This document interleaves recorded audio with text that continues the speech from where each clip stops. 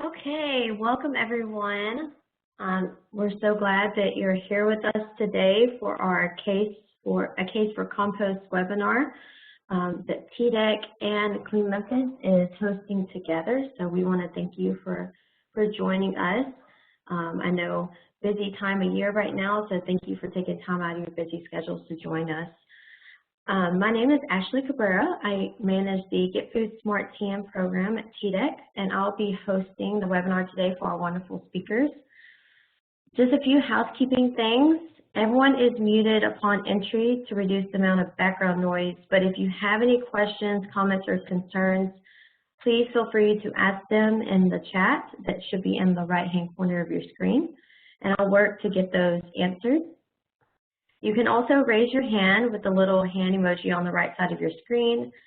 And when we come to questions, I will unmute attendees that raise their hands to allow for discussion. So to get an overview of what we'll be talking about today, this webinar will give everyone an opportunity to learn about the technical, legal, and practical aspects of compost. You'll be hearing from experts from the Tennessee Composting Council and TDEC on what composting is, its uses, how to apply it, and the many benefits of using compost. We will cover TDEC's role with respect to compost, give examples of uses of compost in Tennessee state parks, and then when we also, like I said, have an understanding of the uses and how to apply it. And then Heidi will be giving us a brief overview of a model compost procurement policy that was written by the National Resources Defense Council and the Environmental Law Institute. So today you'll be hearing from some great speakers who have experience in all things compost. I want to thank each of the speakers and support from the Tennessee Composting Council on this webinar. Thank you so much for all that you do. Today, for our speakers, we have Robert Wadley, environmental scientist with TDEC. We have Ed Wainsing, co-founder with the Compost Company. We have Tom Leonard with the Severe Solid Waste, Kelsey Davis with TDEC, and then Heidi Roque from Clean Memphis. So before we start, I'd just like to start with a few questions to see who we have in the audience and what people's background is concerning compost. So if you are familiar with Mentimeter, we're going to use that. So I'm going to throw in the chat the website and the code for everyone to join. So mentimeter.com. And then if you type, when you get there, it'll ask you at the top of the screen to type in a code to join. And that is the code that I just put in the chat.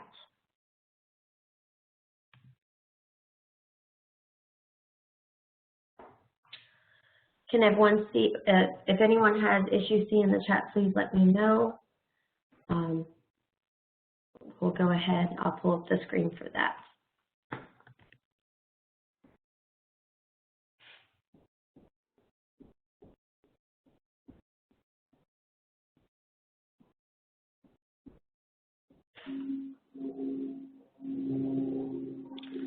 So the first question, one second. Please remember to mute yourself.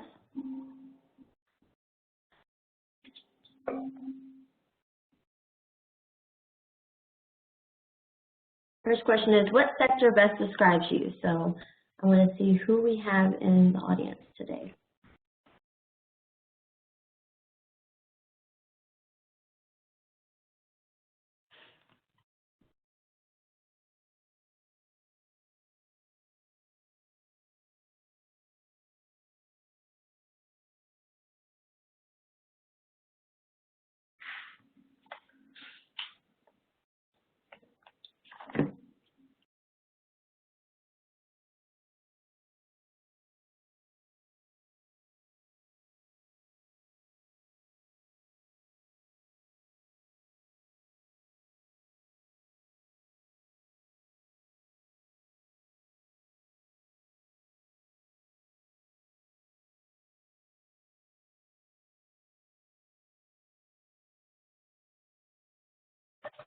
Okay, I'm going to give about 15 more seconds for people to chime in. I know it takes a minute to get to the website, so looks like right now we have mostly nonprofit, or a combination of nonprofit and business and government.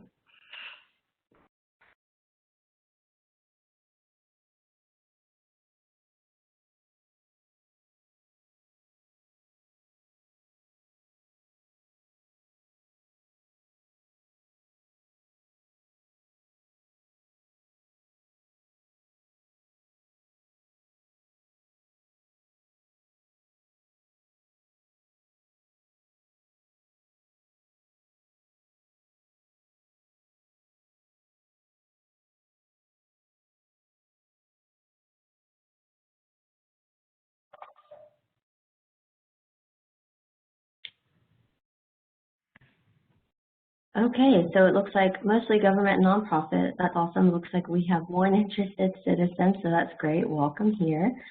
So I'm going to close the voting, and we're going to go on to the next one. So what is your level of experience with compost? So there's option for a novice, very experienced, or somewhat experienced.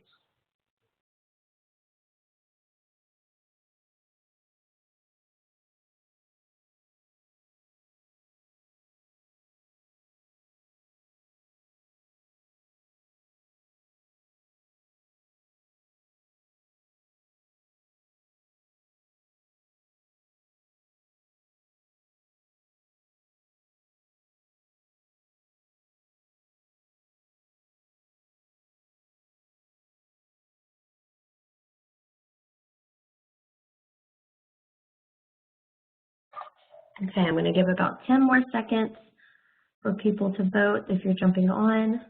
It looks like most people are somewhat experienced, so that's great.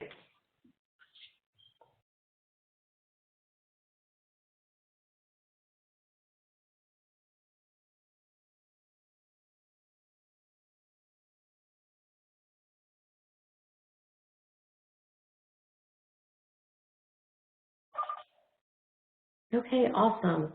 Well, whether you are a novice or very experienced, we're glad to have you here today and hope that on whatever level you are, you learned something today. I'm going to close the voting. Thank you all for participating in that. I'm going to go back over to our presentation. Without further ado, let's dive right in. And so our first speaker today is Robert Wadley. Robert has worked for the Tennessee Department of Environment Conservation's Division of Solid Waste Management since March 2006. As the department's subject matter expert for organics management, he is tasked with increasing the diversion of organics from landfills through source reduction, feeding people, feeding animals, industrial uses, and composting. He has a Bachelor of Science in Biology from Union University in Jackson, Tennessee, and is a SWANA Certified Professional in Composting Programs. If you ever need to know anything about composting, he's always great to go to. So, Robert, if you want to unmute and take it away, just let me know, and I will progress the slides for you. I'm ready. All right. So the renewed interest in compost is at least partially driven by the 2025 Solid Waste Plan, which we created around 2014 to increase diversion, recycling, and all that stuff. And the objective 4 is increased diversion of organics.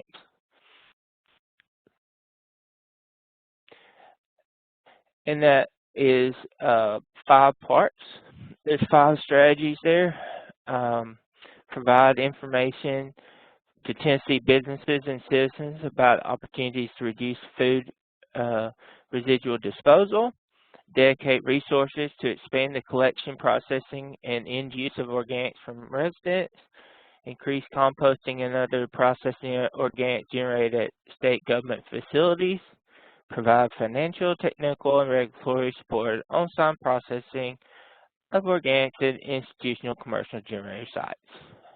Lastly, support organics recovery with updated policy. about the same time that we were developing the solid waste plan, EPA created their food recovery hierarchy triangle. A few months afterwards, EPA and USDA made a goal of 50% reduction of food waste to landfills by 2030. So what are some of the benefits of composting? There could be a potential cost savings if you are paying by the ton for disposal. It could be a potential revenue stream if you have a composting operation. Some of the social benefits is it creates jobs. There's a lot more jobs created with recycling and composting than just landfill disposal. The fact that you know that it's going to a beneficial end use can make you feel good. If done communally, it brings like-minded people together.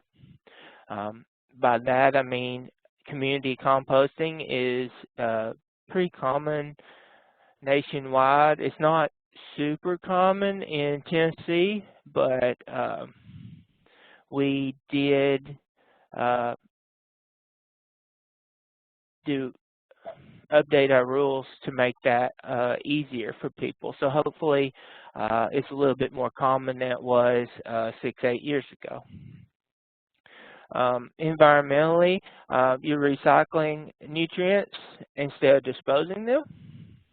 It produces carbon dioxide instead of methane if done correctly. Carbon dioxide is usually short-lived in this case, and it does not have the same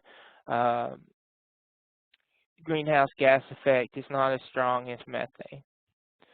It creates a product that has numerous environmental benefits. I think we will cover that later in a later presentation. And it can be used for remediation to suppress disease outbreaks. I know I can give you an example of a remediation project that is currently using biosolids, and they are going to start composting them and create an even better product. That's over in Copper Hill, Tennessee. And suppress disease outbreaks when there's like a poultry flu, like or something like that. The best way to limit the reach of that outbreak is to compost on site. So it's beneficial there. So the first strategy that we checked off of Objective 4 was the last one. We had new composting regulations. We started working on them probably in 2014, and they went into effect on July 7th, 2016.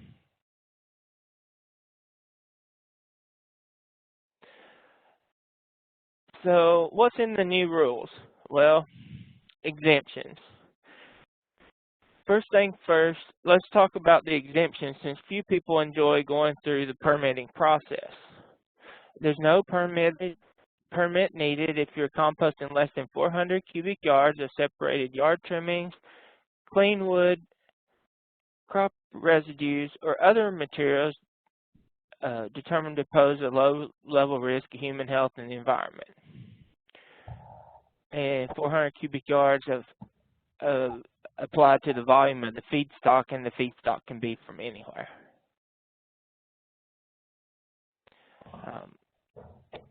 The next one is 50 cubic yards a year of ag residuals, source-separated organics, and food processing residuals, and industrial byproducts. When we did this exemption, this was our community composting or community garden rule It's based on Ohio, which created a exemption for community composting operations at community gardens. And we also understand that when people start up an operation, they often aren't sure if they want to scale up, and this 50 cubic yards a year allows them to start a business and collect about a cubic yard a week and decide whether they want to scale up. Exemption is perfect for neighborhood, school, and small-scale restaurant operations. And if you invest in a in-vessel composting system, you can compost up to 100 cubic yards a year without a permit. Of course, all backyard composting is still exempt. Agricultural composting, such as crop and animal operations, if they meet the following parameters. The waste producer and composting operation are the same owner. The location is owned and leased by the same operation above. And all compost produced is used on crop and animal operations. This changed a little bit when we did our new rules. Before we changed our rules, you could only allow it on site.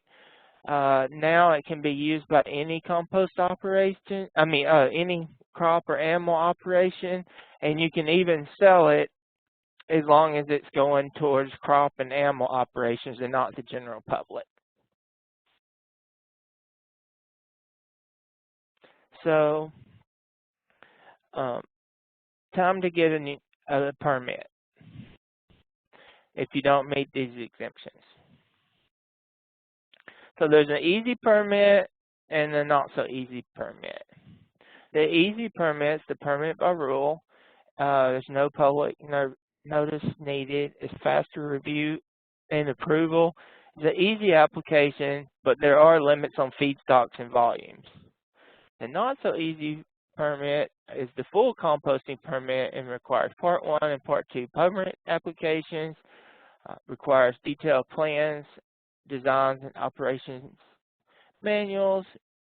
It generally takes longer to review and approve, and there are the limits to feedstock and volume vary with permit.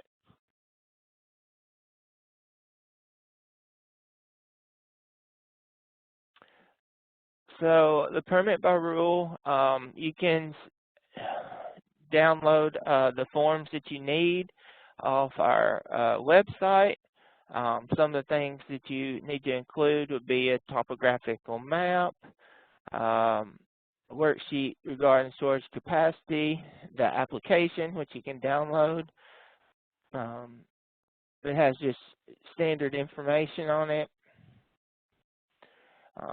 Narrative explaining how the facility would comply with the applicable criteria. And if you have more than 1,000 cubic yards of storage capacity, you must submit financial assurance documents. So if we talk about fees, there is a $1,000 application fee and then a $3,000 annual maintenance fee. However, being a recycling operation, this annual maintenance fee can be waived if you just send an email and say, can you waive this? We've composted over 75% of the material, and it's beneficial end use. Unfortunately, the first year prorated amount cannot be waived. So if you're going to submit an application, I recommend to do it in June. That way you only have to pay for a month of that. So, I mean, we're talking, you know, $250 or something like that. So 275. So there you go. So who can apply for a permit by rule? A Tier 1 facility, and that's a facility that processes only Type 1 feedstock, which is separated yard trimmings, clean wood, crop residues, and other materials determined to pose a low level of risk to human health and the environment. In a Tier 1 facility, no food waste residuals are allowed.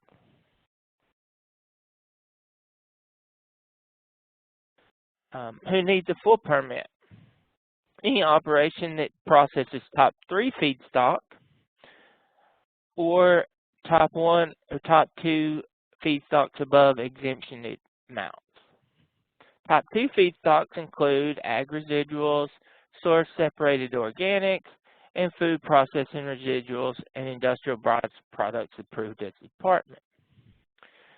Type 3 feedstocks include mixed solid waste or municipal solid waste, diapers, sewage sludge, biosolids, and industrial products and food processing residuals not covered in Type 2.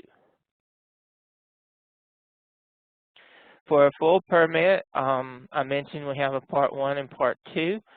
You got the completed, Part 1 includes the completed application,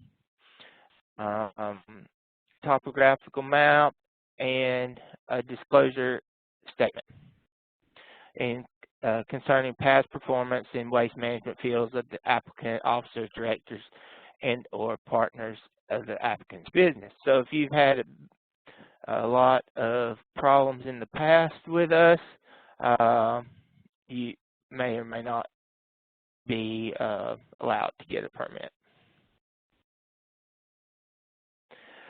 Also, it requires public notice, and Part 2 consists of reports, plans, and specifications to show that you meet the requirements of the rule mentioned there. It has a master plan, design plan, and a narrative description of facility and operation, and it must be prepared by a registered engineer.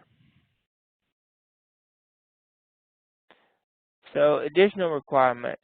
Unlike Tier 1, Tier 2 and 3 have testing requirements and requirements for pathogen, heavy metals, and stability. Depending on the size, it may be 2 times a year, 4 times a year, every month. The testing should be done in line with the test methods of evaluation of composting or TMEC. And you must maintain records for 3 years, requiring monthly activities. And submit an annual report by March 1st of every year. Facility operation managers, persons responsible for day-to-day operation, must be able to document training in the basics of compost facility operations with the first year of supervising the facility. So you need to have one trained person on site.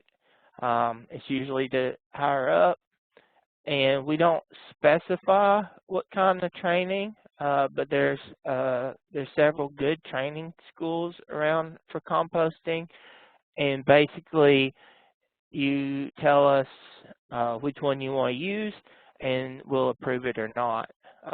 Some of the larger waste management companies have their own training, so we're not going to require you to, we wouldn't require them to do the U.S. Composting Council training or SWANLA training or anything like that if they have some sort of in-service. training. So the facility operations plan is reviewed and approved as part of the permit application. Must be internally reviewed annually and updated if you change any procedures or feedstocks. Sometimes there'll be some weird industrial byproducts. Then you need to have the field office sign off on those and then update your facility operations plan accordingly. What does TDEC not do? While we do require our permit holders to do periodic testing, we do not control the label put on bags of compost. The Department of Agriculture controls that. In general, I don't recommend you put NPK values on compost. First of all, it's not generally going to be very high because the benefits of compost is not necessarily in the NPK values. It's in the microbes and the micronutrients.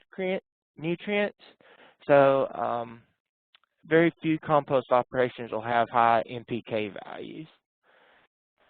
We don't certify compost. The U.S. Composting Council has a seal of testing assurance or STA program if you need certification, or if you want to buy a certified product, look for that logo at the lower right of the screen. We don't control how you use your compost unless it constitutes disposal, and it's very unlikely that you will use that. But if you're applying, feet of compost to a field to get rid of it, that's closer to landfilling than compost application. We don't mandate that a certain percentage of organic matter be in soil, such as the recommended 5% organic matter, but local ordinances do. While solid waste management doesn't permit mulch operations, the divisions of air and water may require permits. So I left that out because TDEC does do that, but solid waste management doesn't do that. I do want to clarify one point that I missed in an earlier slide, and that is when we were talking about the exemptions and the throughput per year, the 50 cubic yards or 100 cubic yards a year, that does not include bulking material.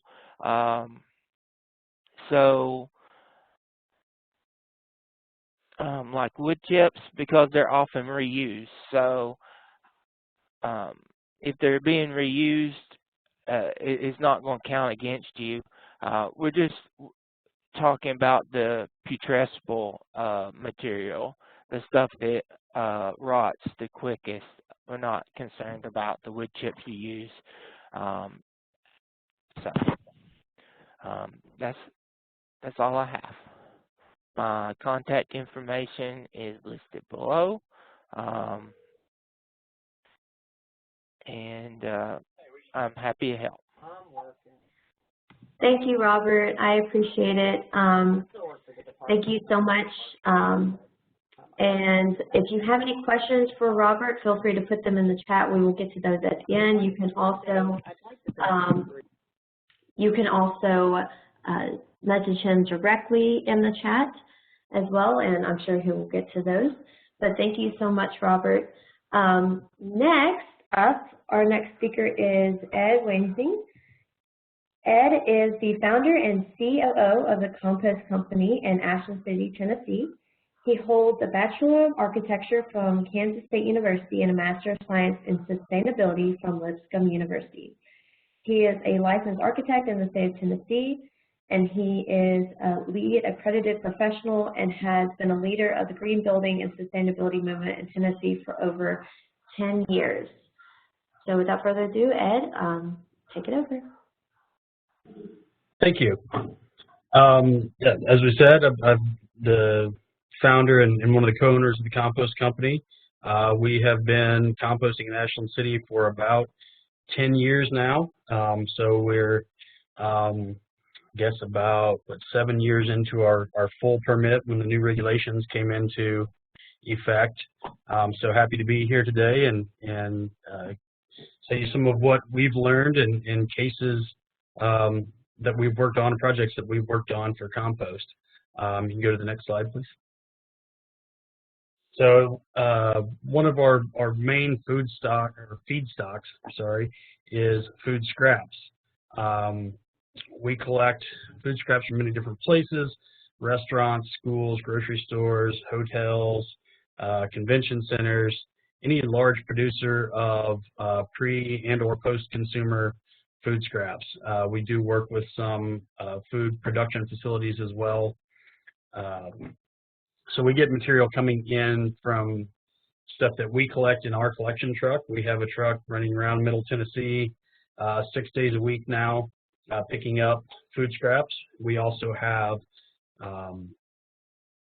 haulers that bring waste to our site, and also third-party haulers that aren't necessarily just food waste collection haulers, but if there's a contaminated load of material that gets rejected from a processing facility, they will send it our way as well. So we like to treat food scraps as a resource instead of a waste. So it is one of our feedstocks that goes into making our compost and represents about a quarter to a third of our mix ratio altogether. So our other, our other large feedstock is yard waste, and our largest feedstock. We take leaves, brush, land clearing debris, so logs and stumps, so forth, also wood chips. So that's what we bulk, the material that Robert was talking about, a bulking material that goes into the compost to keep it at the right carbon to nitrogen ratio and keep the porosity of the piles correct, so that we don't run into issues with the putrescible waste, the food waste, that if you just dump a big pile of wet food waste out there, it's going to start smelling pretty bad, and it's not going to compost properly. It's going to rot, and it's going to create the methane that we don't want to create. So having that right mix of browns and greens, carbons and nitrogens is very important to the process. The food waste really gets a lot of attention, and that's what everybody's wanting to divert, get the food waste out of the landfills, but the yard waste is also a huge part of that. We take in a lot of this material and use it to keep our process running properly and make good compost product. So this is actually a little bit older slide now. I should have updated that before I sent you the presentation over. We've done a little bit of expansion and rework since this photo, but this is a basic overview of our site.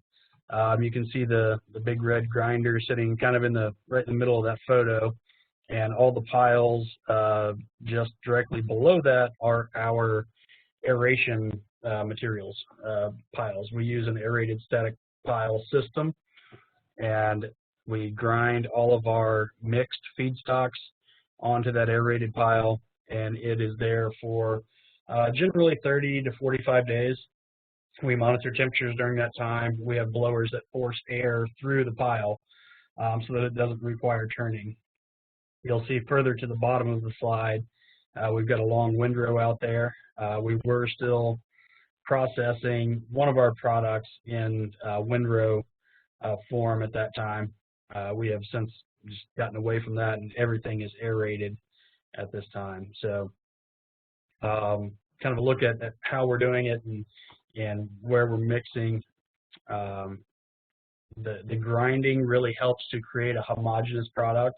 We get that mix ratio, that 3 to 4 to 1. brown to green material gives us the 25 to 30 to 1 carbon and nitrogen ratio that we like to have. So we grind all those up, make a good mix, and get it on the air so that it does compost quickly. We cap that material. Once we grind the feedstocks onto the aeration, we take our overs material, and so it's a finished compost over that we screen out of our finished product, and we put that back on top of that pile to insulate it and cap it, and to help contain any odors that would be possibly released. So once we make all the material, we will send it out to farmers, landscapers, homeowners, contractors, retail outlets. So you can go to the next slide, please.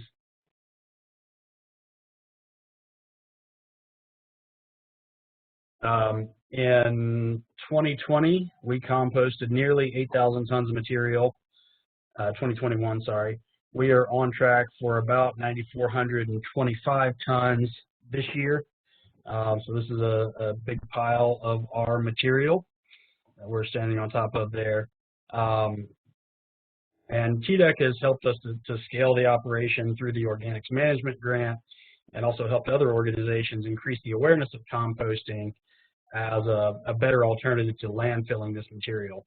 So now that we've got these big piles of beautiful compost, where does it all go? So we mentioned a few of the outlets that we're sending it to, but as we continue to increase the amount of material that is diverted from landfill, which is really the goal, we have to find and create new outlets for the material.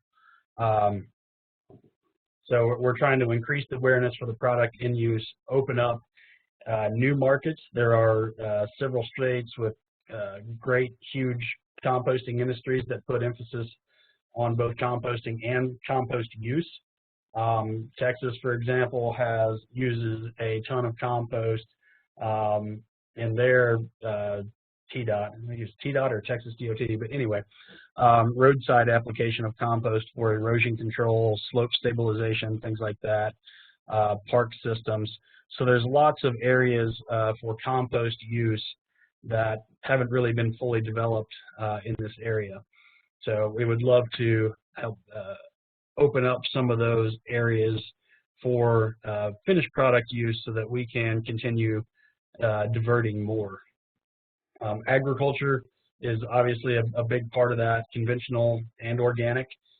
We've seen an uptick in our area out in Ashland City. We're kind of in the rural area of Cheatham County, and there are a lot of farms out there. So we have seen an uptick in farmers using compost on their fields for erosion control and increasing soil tilth and crop yield. So we're hoping to get some case studies on some of those that will help us make the case to other farmers as well. Bioretention has been a huge one around Asheville for a while, in both commercial and residential development. It helps to bind up all the stuff that runs off of our streets and driveways and things like that, oils and heavy metals from vehicular traffic, and helps to increase infiltration. So we have less flooding. We've had a big emphasis on that all around Middle Tennessee since the big flood of 2010, and we've had many other disastrous floods since then. So finding a way to clean the stormwater but also slow it down. As we build more hardscape, we're going to increase the runoff rate, and we're going to increase the amount of flooding. So finding those ways to better use the materials that otherwise would be thrown away or landfilled, but also create those beneficial uses that help all of the area, all of society. We mentioned the TDOT uses of those on erosion control, slope control, landscape, gardening. I'm sure most of you know the typical uses of compost, or which we think of: top dressing your lawns, tilling it into your gardens. Those things help dramatically with the soils that are in Tennessee. We have heavy clay soils, rocky soils, and stuff just doesn't grow too well in the middle of the summer when that clay soil turns to a brick and there's no rain. So mixing some good compost into the soils here really helps for conventional organic agriculture as well as home gardening uses. Next slide. So as we said, improving that soil health. When you mix that compost into the soils, it creates a better soil structure and drainage, increases moisture retention and the nutrient uptake. As Robert said, it's not really an NPK thing. It's more of the bacteria, the soil biology, organic matter, and creating that living soil, the soil that can feed the plant, rather than the fertilizer that's going to feed the plant. And we have long dumped lots of chemical fertilizers and herbicides and insecticides on our lawns, our food and everything, and really taken down the natural ability of the soil to grow plants. I myself grew up on a commercial farm in central Missouri. We have beautiful soil. When I showed the guys one year, I went back to help with harvest, showed my guys at the compost site what the soil looked like. Yeah, that's not soil, that's compost. Like, no, it really is the soil, but it still looks nice and dark, but it doesn't have the microbial activity anymore that it used to, since we have depleted it with all the chemicals. So my family is now using compost and agricultural residuals to bring up the organic matter and help provide some of that NPK and microbial activity. And it is making a big effect. So it's good to see it happening around the country. We do see higher crop yields. Part of that is from, unfortunately, more organic fertilizer, but also, it's kind of another hot ticket item, but GMOs. In the commercial farming sector, crops have been genetically modified to create higher yields and to take advantage of certain traits. So hopefully we'll see those traits leaning toward more organic matter and helping use some of those things as we're looking at GMOs or possibly reducing some of that. And then sequestering carbon. We've talked about reducing methane, reducing CO2. Composting does produce some CO2, but when that compost is supplied back to the soils, it sequesters more carbon than it offputs during the processing of the material, and can store a heck of a lot of carbon in the soil, where we have typically been tilling those soils and the carbon is released. So as we move to composting and no-till applications, we're gonna hold more of that carbon in the soil rather than sending it out into the air. Next slide, please. Thank you. Again, needing alternatives to synthetic fertilizer. The cost, that's what just converted a soybean farmer that we're working with this year to get away from some of that chemical fertilizer. What they used to look at as a cost barrier to putting compost on their fields is now,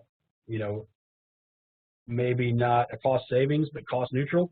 But as those costs of fertilizer continue to go up, and if they start to see the benefits of increased yields and reducing the amount of fertilizer they put on as they put the compost on, then that does become a cost savings.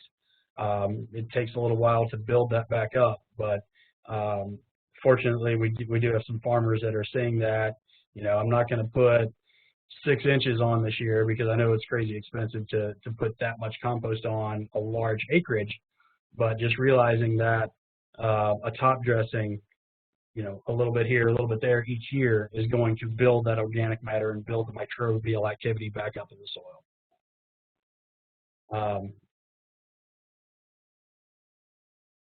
And there are the leaning of society in general to more natural and organic foods and processes. The realization that we just start restoring our soils is helping to drive some of that from a consumer perspective on down. So, it's kind of a supply and demand. What the consumer wants is what the provider is going to provide. So that is helping to some extent. Also, there are some government subsidies for sustainable practices. There's some language in the Farm Bill and possibly some assistance to farmers to start using compost as well. So hopefully that will help drive some more uptake in compost use in conventional agriculture as well. So we are seeing a rise in consumer demand for compost and compost-based soil blends. When we started, most of our sales were just compost or a garden soil, a compost mixed with topsoil. As the bioretention regulations spiked up, there was a lot more of the bioretention soils going out. We work with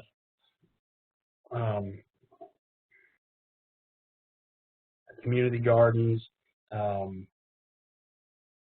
Cheekwood Botanical Garden has their specific blend they're looking for. So different projects, different types of planting. The landscape architects are specifying more specific soils now. So we've seen a large trend in specific soil blends on what they are trying to achieve for a specific planting media.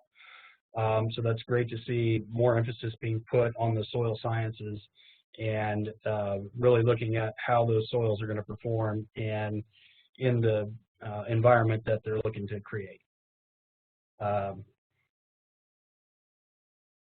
We've also seen a bigger trend in the homeowner retail market going to raised bed gardens rather than a typical garden. You know, you till the ground every year and add your compost, things like that. We've seen a much larger uptake of more, probably because it's due to more urban agriculture now, people having gardens in their backyards rather than the rural large gardens. So we've created a couple of specific blends for that and adapted those through the years to really address the needs of those raised beds and what works best in that kind of environment. Next, please. So the trends that we would like to continue to see is increased enforcement of stormwater regulations. We've had some in Clarksville. Nashville still has the bioretention that's kind of gone away in Clarksville, which is a little closer to our area. It was there for a few years, and it wasn't really maintained properly. So if those ponds are not maintained properly, they work for the first couple years, but then they start to not work. So it has to be an enforcement of the regs and then a maintenance of those systems for them to work properly so that we don't take a step forward and then take 2 steps back once something doesn't work when it's not done properly. A compost procurement policy for government contractors, state parks, and there were some case studies on parks I know that will be shown. So, and guidelines for compost quality. As Robert mentioned, the Department of Agriculture regulates what goes on a bag of compost or what can be sold as compost. And there is a definition of what compost is based on the testing and the compost methodologies outlined by TMEC that Robert stated earlier. And there's a lot of material that's being sold as compost that is not compost by the definition. So the things that are in place to make sure compost is safe for use on food and gardens, all those types of things need to be enforced as well from the proper government agencies to make sure that we can increase the amount of food waste that's being diverted and also have that outlet for it, and make sure the compost that's going out is a high quality compost that's not going to put a bad taste in somebody's mouth when it doesn't work the way it's supposed to. So I'm happy for the trends that we've been seeing, and I think the work that TDEC is doing is wonderful, as well as U.S. Composting Council. The bills in the House and Senate now for the Farm Bill are wonderful. So we'd love to see these trends continue, and I think we're on the right track. And that's all we have. Thank you. Thanks, Ed. Really appreciate that. If anyone has any questions, for Ed, feel free to put those in the chat. Like I said, we'll get to those at the end. Feel free to message him directly as well. So our next speaker is Tom Leonard. Tom is the General Manager for Sevier Solid Waste, a solid waste authority that serves the waste disposal needs for the cities of Gatlinburg, Pigeon Forge, Sevierville, and Sevier County. He earned a bachelor's degree from East Tennessee State University and holds compost management, manager of landfill operations, solid waste management, and transfer station certifications from SWANA and the state of Tennessee. He started working for Sevier Solid Waste in 1999 and is currently responsible for managing over 500 tons of municipal solid waste per day at the largest municipal solid waste composting facility in the U.S. He is also the founder of the local Keep America Beautiful affiliate, Keep Sevier Beautiful, and still serves on the board of directors. So, Tom, if you want to take it over. All right, thank you very much. So I'm going to kind of continue on what Ed was talking about. I thought his presentation was great. Mine is a lot of pictures of those kinds of things, some projects that we've done that kind of promote the same things that Ed was talking about in his presentation. And we see the same, or we're trying to promote the same kind of trends that the compost company is promoting, because he was giving that presentation and I was thinking about how much compost or how much MSW we're processing, and last month we processed 12,118 tons of material. So that means we produce a lot of compost that we need to move into these various different applications. A lot of ours does go to farms, just like the compost company, but we also want to try to encourage more uses for compost in projects across the state. If you go to the next slide, I'll show a picture. So this is an example of kind of what Ed was talking about. TxDOT has been using compost on roadways for many years, and that has really promoted the use of composting in Texas. We had a project that was really close to where we are located. This is Jake Thomas Road in the middle of Pigeon Forge. This is what they put down. They put down simple straw matting, and on the right you can see what they ended up with some weeds and a lot of dirt and very little meaningful vegetation. It just so happened that was a road project that, you know, we weren't able to work with them on that road project. At the top of the hill, they were building a baseball complex, and if you go to the next slide, I'll show you what we were able to do.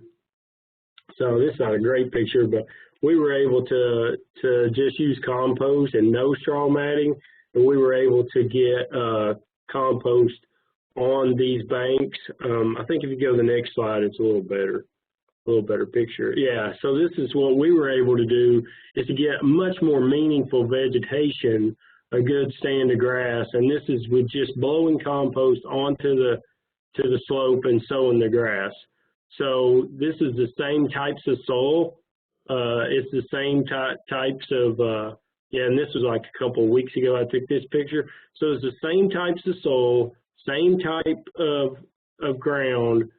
One used straw matting, and then we used a compost. And just like Ed said, you're adding that microbial activity back into the soil. And in East Tennessee, we're in a lot of real poor soils as far as, you know, shale. There's not much topsoil. We've stripped all the topsoil in well, most of the areas, but specifically in East Tennessee. And so you don't have a lot of good vegetation. So we think that by adding compost, you're going to get a whole lot better stand of vegetation. It's going to be better for the soil in the long run. You're going to, you know, save money. They're right now redoing some slopes on a TDOT project that was finished a couple of years ago, and they had put straw matting down, sowed grass, and now they're back down there redoing it for a second time, because in these shale and slate banks, without adding some kind of either topsoil or compost or some kind of organic matter to this soil, you are never going to get anything meaningful to grow. The next slide, I think, is a project. This is kind of an interesting project. This is the sports complex had wanted to use compost in the plantings that they did around the building. The complex had been there, but they were doing a bunch of replantings, so they had us pile the compost in the parking lot, and the grass actually jumped the curb and was attracted, I guess, to the moisture and stuff in the compost. And so after about a year, I drove by and I'm like, that's pretty cool. We got grass growing in the middle of a parking lot. So they had just left it there where they had some extra compost. And so we thought that was pretty interesting, that it's good enough that it'll start growing even in the middle of an asphalt parking lot. Next slide. So we do a lot of mixing of compost. We actually, since we produce so much compost, we do a lot of large projects. We've done some projects in-house where we actually provide a topsoil layer for landfills, not only our landfills, but we've done this for several other landfills where when you get either a final cover for a landfill or even what's an intermediate cover, you need to get vegetation established. So what we would do is we would actually mix soil and compost to make a topsoil that we could put on these landfills. Big problem with landfills are when you open up, you're dirt rich.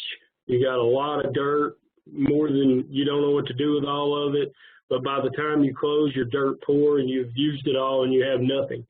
And you definitely have no topsoil. So we've been able to work with these big projects like landfill caps and intermediate covers on landfills. And by doing that, we're able to actually get grass established on the cap of a landfill where there's very little topsoil that was usable. If you go to the next slide. So this is where we had mixed some compost on the left, and then you can see we had gotten grass established on that site, and that was our finished cap for sowing grass on a landfill that would have otherwise been difficult, or we would have had to pay to bring topsoil in. The next slide, please. So I think, yeah, this is just more pictures of that same landfill cap project, but you can see that we did, we were able to get that vegetation established, which is what the TDEC landfill division requires. And, we were able to do that with no fertilizer, just compost mixed with soil. And this was a clay soil site, so we were mixing about 50-50 clay and compost. And we were able to get this without even adding any fertilizer at all. Yeah, so I think here's some more pictures of the same thing, but you can see it really turned out good. This has been a good project. That was an older landfill. We actually just finished one, and we're getting ready to sow grass on it in October. So we're gonna we'll do the same thing, but it'll end up being the same thing. But there's a huge benefit to using compost on these applications, and we hope, like Ed, that we will see more projects that can use those, can promote the use of compost, whether it be TDOT or other entities, business entities, and landscapers, etc. So this was a new home construction we did this past year where we added compost into some clayey soils where they weren't able to, get grass established. They were either going to have to buy sod or they were going to have to purchase topsoil, and we were able to use compost on this project, and it turned out real well also. Yeah, we did a baseball field up at Gallenberg Pittman High School a few years ago where we were able to add compost in underneath before they built their baseball field, and it was a big help. And ironically, they didn't use any on the banks. If you look around the edge of the fence, they didn't really use any back there, and they still do not have a decent grass stand or vegetative stand on those areas. And I'm not really sure why, but they wanted to use it on the field itself, but they didn't use it on the banks around the field. And again, they still do not have good vegetation on those banks. And then we also do some bioretention. So this was an area, and it was actually right next to the city hall in Sevierville. And so you had this area where you had a lot of hardscapes, as Ed was talking about, draining to one area, and then it was causing flooding in this one area. You know, there wasn't a lot of the water wasn't able to move, and you're draining off. I think there's like 3 different parking lots that were drained into this one area, and so they actually went in and tore this out. I think the next slide shows some of the work we did. And we helped them to make a mix of sand and soil and compost, and they were able to go in and improve this site. And with that work, I think that this ended up being a really good project. We've actually done, this was the first bioretention project we did, and I think we've done about 7 or 8 more in Sevier County since then, just because of the success of this one project. I think maybe the next slide. Yeah, you can see that underneath all that was where they were putting the compost, soil sand mix, and you can see that now that area, is able to deal with that runoff and clean that up, and it's again been a good project. I think that's getting close to the end. Those are some of the things that we're doing, and we highly encourage people to try compost, because I think you'll find that the benefits long term are going to improve your soil, and you're going to really see an uptick in whatever it is you're trying to do, whether it's grow grass or vegetation or crops. We have a lot of studies on crops that we've done over the years also, and it's just a better way and a better use, I think, than using traditional fertilizers. That's all I got. Thanks, Tom. Really appreciate it. A lot of great projects. It's great to see that for sure. So if you have any questions for Tom, please put those in the chat. You can also ask him directly. We will get to questions at the end. So next up, we have Kelsey Davis. Kelsey is an environmental consultant with the Office of Sustainable Practices, where her primary responsibilities are co-managing the Go Green With Us program in Tennessee state parks and providing technical assistance for the Zero Waste Tennessee program. Kelsey also works to promote environmental awareness through sustainable events, workshops, training, and technical assistance. Kelsey's prior experience and training includes solid waste management and recycling, green building, and ecological economics. She also holds True Zero Waste Advisor credentials, and she holds a Bachelor of Science in Business Economics from the University of Memphis and a Master's in Sustainability from David Lipscomb University. Go ahead, Kelsey. Thank you for that introduction. So as Ashley said, one of my main responsibilities is the Go Green With Us program within Tennessee State Parks. So through that program, I'm going to share with you guys one of the awesome initiatives that they do and how that involves compost. So if you'll go to the next slide. So one of the initiatives that we have is waste reduction, and a part of that, we have food waste and composting. So we have 56 state parks, and 8 of those we consider resort parks. And those are because they either have marinas or golf courses, restaurants, campgrounds, cabins, lodges, that sort of thing. So they have a higher waste volume than some of our other parks. So we focus a lot of attention on kind of improving that.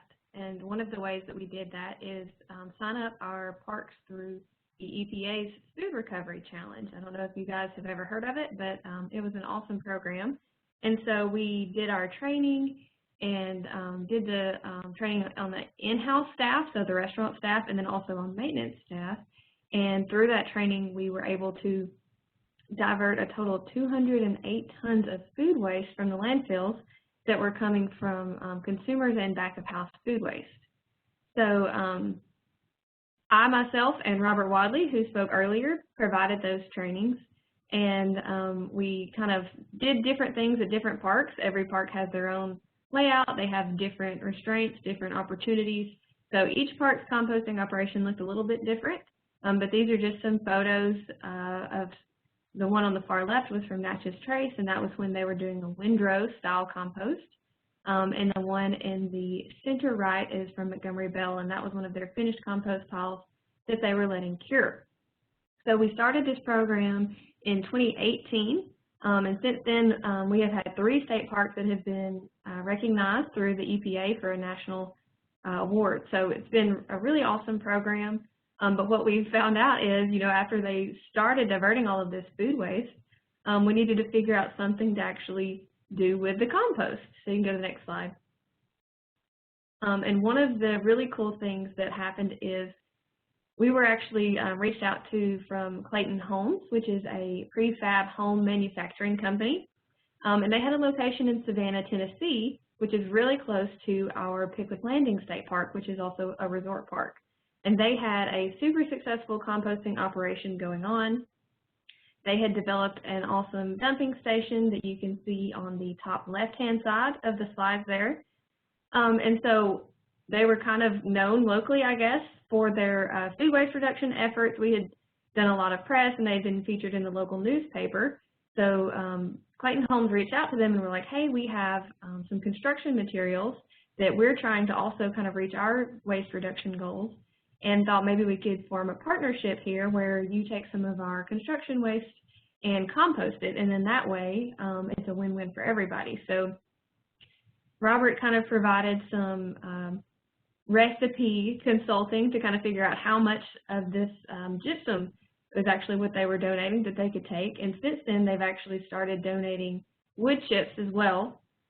So we figured out kind of what the ratio would be, and in February of 2021, they started actually accepting the gypsum board and incorporating it into their compost. So far, since Pickwick Landing has been participating in this program, they've diverted over 43 tons of food waste and 606 gallons of gypsum board. So it's a really cool program.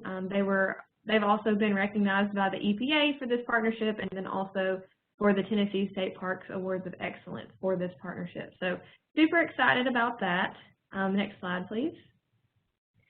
So like I mentioned earlier, the compost started piling up, and they were like, well, what do we do with it now? So parks are limited in their equipment that they have. A lot of the parks either are turning and managing their compost themselves by hand manually, or using maybe a tractor or some other sort of equipment that they already had at the park. So they're sharing their equipment for multiple uses in most cases. And they definitely don't have a spreader of any type. So most of the stuff that they're doing needed to be, kind of efficient, minimal manual labor. So one of the ways that they would do this is just actually load up the compost either in a truck or on one of their trailers, and kind of just distribute it manually by hand with rakes, with buckets. So it's definitely a labor of love in the parks.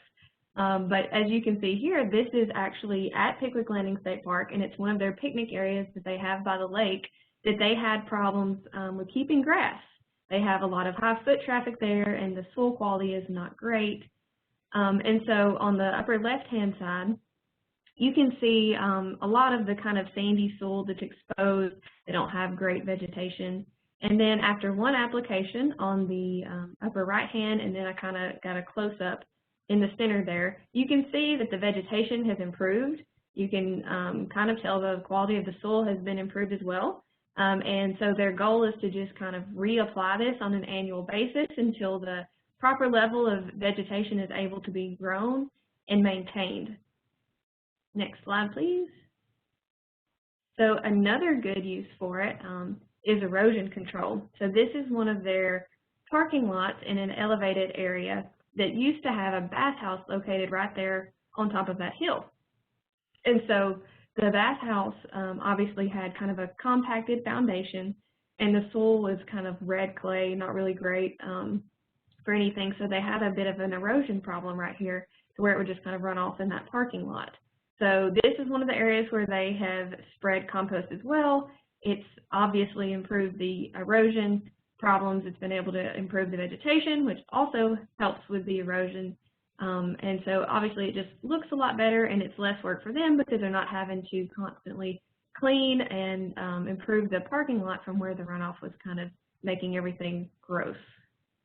Next slide, please.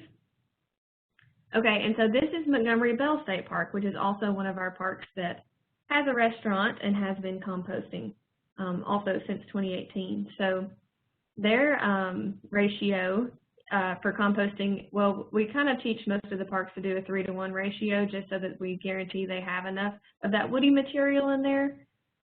So theirs largely looks like composted mulch when they're done. So it's great for them for their landscaping. And so that's what they do with most of their compost in Montgomery Bell State Park. So if you were to visit their visitor center, this is a view from their visitor center parking lot, and they have kind of the entryway landscaping areas lined with their homemade compost, which is really awesome.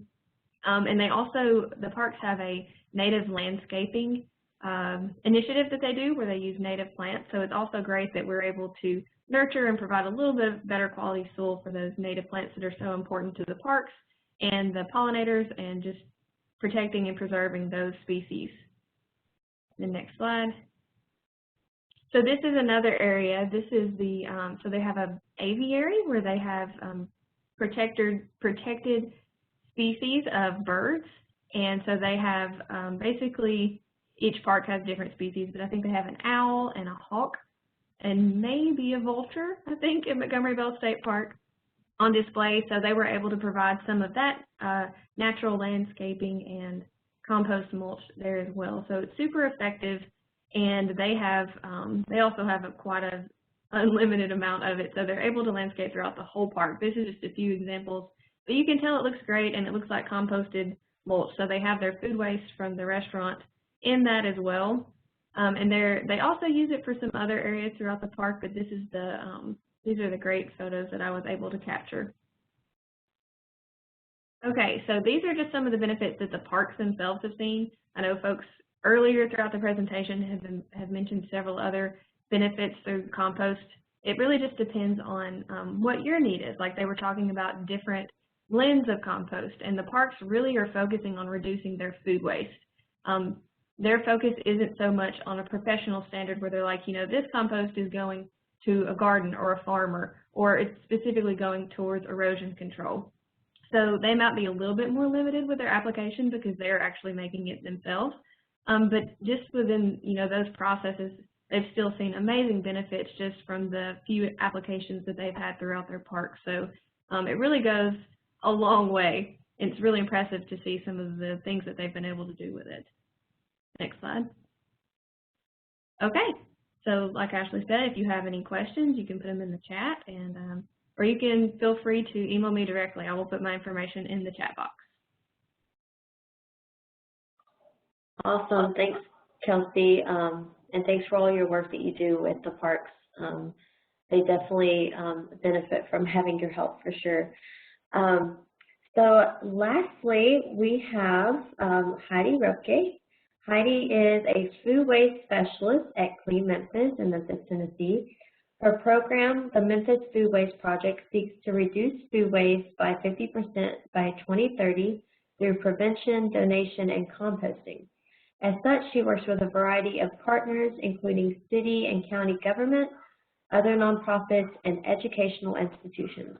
And her favorite way to reduce food waste at home is to freeze leftovers. So Heidi, you can take it over. Hello, everyone, and thank you, Ashley, for that introduction. Again, I'm Heidi Rupke, and I work with Clean Memphis, and we play with everybody in the sandbox. We play with local government partners, with corporate partners, and with schools, with everyone who can help us make a cleaner and greener Memphis. And I think one of the most exciting parts of the Memphis food waste is the composting aspect. I think of compost as a love letter to the future. It's something that we can leave for future generations that will be something that will be lovely for them to find and to use. Before I get going in my presentation, I just wanted to make a quick shout out to, again, on the topic of education. There's a Soil Your Undies campaign being put on by Vanderbilt University, Tennessee Composting Council, and a few others. And Soil Your Undies just means burying a pair of underwear in your backyard. And I think you have to sign up by tomorrow.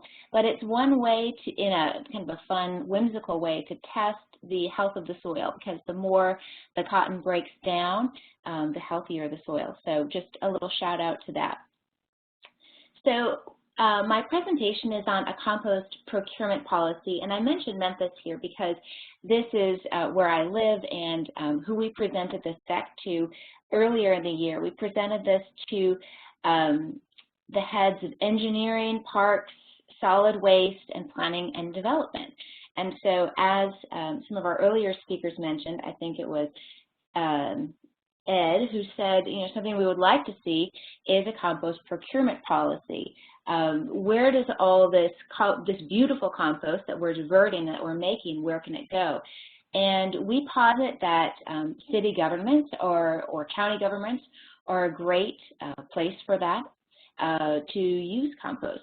And so we're going to introduce you just quickly to a model policy written by the Environmental Law Institute and Natural Resources Defense Council. Environmental Law Institute is, I think, based in Nashville, and there may even be someone on the call here, Jessica, who's from ELI.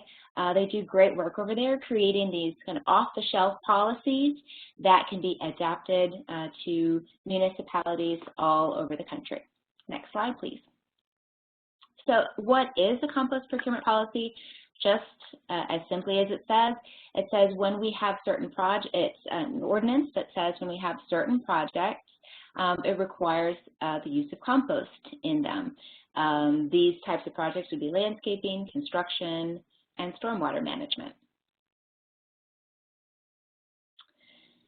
This policy, again, developed by ELI and NRDC, and there are two versions of this, and we'll put a link to this policy in the chat and send it out afterwards to your email, but there are versions with and without commentaries, and there's extensive research done into best practices and other municipalities who have tried out such policies. And it's meant to be adaptable as well. Next slide. So when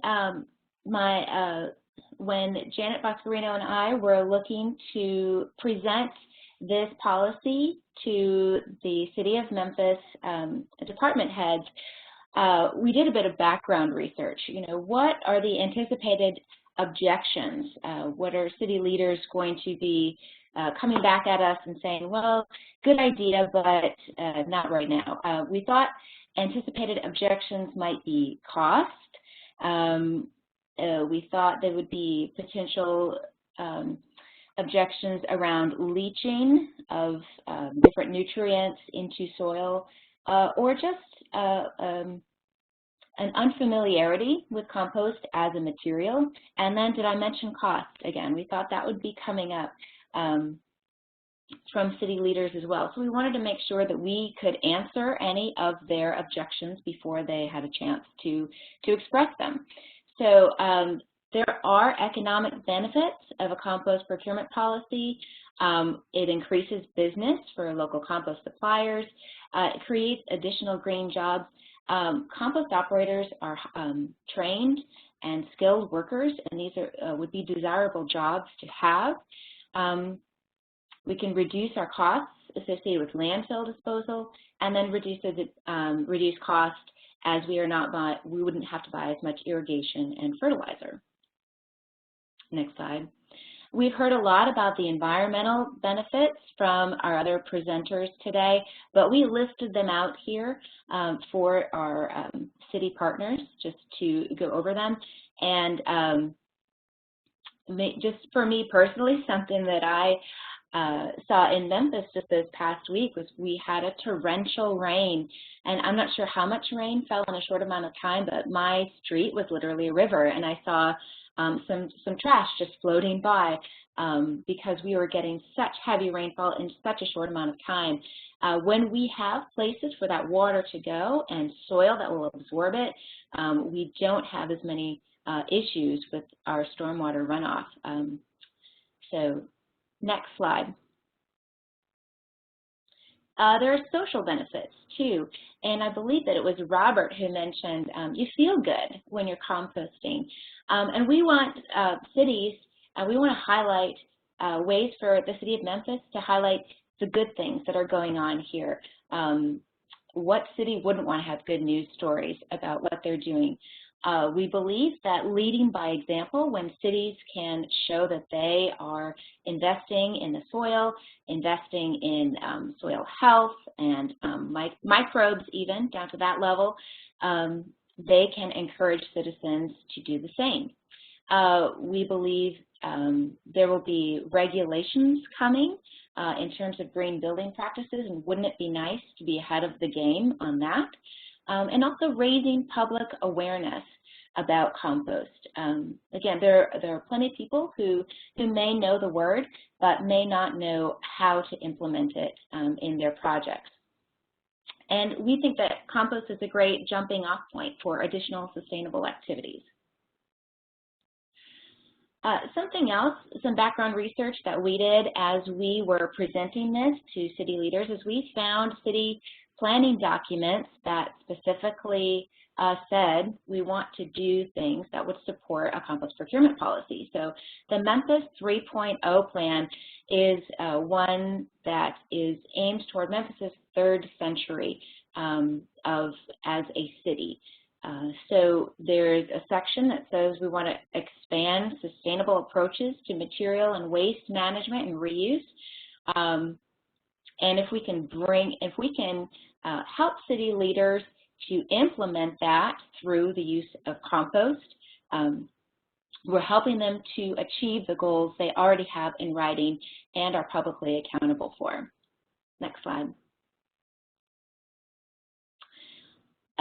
We are also fortunate in our area to have a climate action plan, and I know that many major cities do, but we found a section in the climate action plan that specifically mentioned diversion, recycling, organics, and creating marketable alternatives. So keeping things out of landfills is part of our climate action plan. Again, we've heard, the different types of projects, but, laying this out for city leaders that they could choose from. Next slide. And also highlighting what other cities are working on compost procurement policies. King County, Washington is where the city of Seattle is. They've had a compost procurement policy since the 90s. And Nashville, Tennessee is working on their pilot project using compost as part, I think their current project is under the water department, if I understand that correctly. Next slide. So again, for a city thinking of implementing a procurement policy, we listed these steps for successful implementation. We've mentioned today the seal of testing and assurance. So for municipalities who are just getting started here, that testing standard can be a good jumping off point for them. Having a model policy that is flexible, again, they're going to be looking at costs and bottom lines. And so the policy outlines a cost prohibitive standard of 10% above similar products and cities who want to change that number, if they want to make it 7% or they want to make it 5%, we are actually finding in Memphis that sometimes the compost could be cheaper than similar products, so that's a selling point in itself. So doing the research about what's available locally to your municipality. In Memphis, we do have locally sourced compost available, which makes this an easier sell in our area. And then technical guidance, which I believe we're going to be sending out after the webinar through the Compost Research and Education Foundation. So if you have departments that want to use compost, there are spec sheets about exactly how much, how often, and where to apply. Next slide. So again, we thought the city would be concerned about how to pay for this, so we wanted to make sure that we highlighted some funding opportunities through the Tennessee Emergency Management Agency and TDEC. So finding state and sometimes even federal grants can help with some of those initial costs if those are an issue. Next slide. And we laid out the next steps that we wanted the city of Memphis to implement. And I'm happy to say that we have selected a pilot project, and compost has been used as part of a landscaping project at Memphis River Parks. So we're really excited. We are waiting for results. I know that they were hoping to address some of the flood mitigation issues there, as well as creating healthier soil. But so the implementation of the compost has happened. We are still hoping to implement a policy that would be wider than the pilot. So we would like the city to assess and account for the cost of the policy. How much is it going to cost? How much personnel time would be required for oversight of the policy? Where would it be housed? And then determine the oversight mechanisms. We certainly want the city to be able to toot its own horn about how much compost is being used and what it's doing to benefit the city of Memphis. Next slide. We have some contact information here. Linda Bregan and Darby Hoover were the authors of the model policy. Janet Boscarino and I are available for contact at Clean Memphis, but we're really excited about the possibility of finding an end market for all of the beautiful compost that we are diverting from landfills. So, thanks, Heidi. Really appreciate that. Yeah, if y'all have any questions, we're now going to open it up to questions. I'm going to check the chat and see what has come in. If you also, if you would like to ask your question out loud, feel free to raise your hand, and I will unmute you so that you can ask that question. Going through here. Let's see. And also, if anyone had a question for Tom, he had another presentation that he hopped off for, but he said feel free to email him separately, and I will be following up with everyone with the email addresses and contacts so you can do that. There is a question on here, a technical one. Is there, and whoever feels comfortable answering this, you can unmute and answer. So is there any, the chat jumped, sorry. Is there any way to add sludge to the clay to use it for the caps, or just make the soil more porous? Okay, that was probably for Tom, but can anyone else answer that? If not, then I can send that to Tom.